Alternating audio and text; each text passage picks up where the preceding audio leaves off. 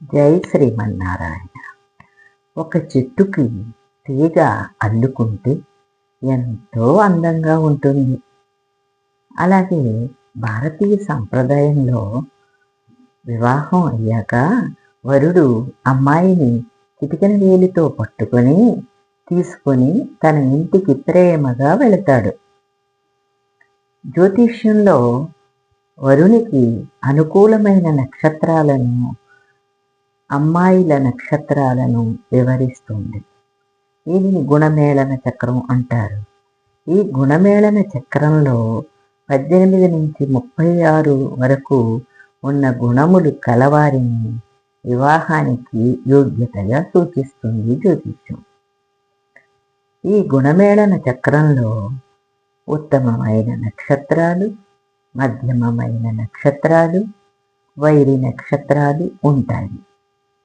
వీటిని తెలుసుకొని జ్యోతిష్యుని ద్వారా సంప్రదించి వివాహం చేస్తారు మన పెద్దలు.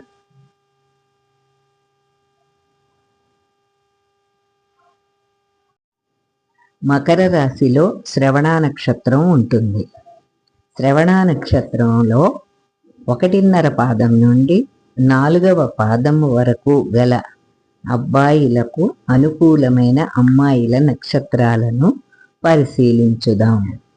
Ashwini 26 points, Bharani 26 points, Rohini 18 points, Mrigashira 1, 2 పాదాలకు 26 పాయింట్స్, మృగశిర 3, 4 పాదాలకు 24 పాయింట్స్, పునర్వసు 1, 2, 3 పాదాలకు 23 పాయింట్స్, ఉత్తర పల్గిని 2, 3, 4 పాదాలకు 24 పాయింట్స్, హస్త 24 పాయింట్స్, చిత్త 3, 4 పాదాలకు 25 పాయింట్స్, అనురాధ 26 పాయింట్స్, జ్యేష్ఠ 20 పాయింట్స్, పూర్వాషాఢ అరపాదానికి 23 పాయింట్స్, పూర్వాషాఢ అరపాదం నుంచి 4వ పాదం వరకు 23 పాయింట్స్, ఉత్తరాషాఢ 1వ పాదానికి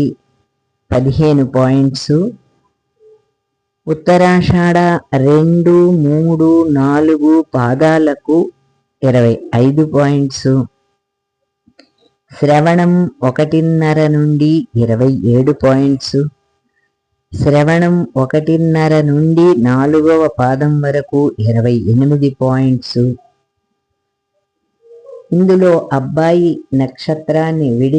నక్షత్రంలో ఉన్న పాదాన్ని విడిచి మిగిలిన 3 పాదాలు స్వీకరించవచ్చును.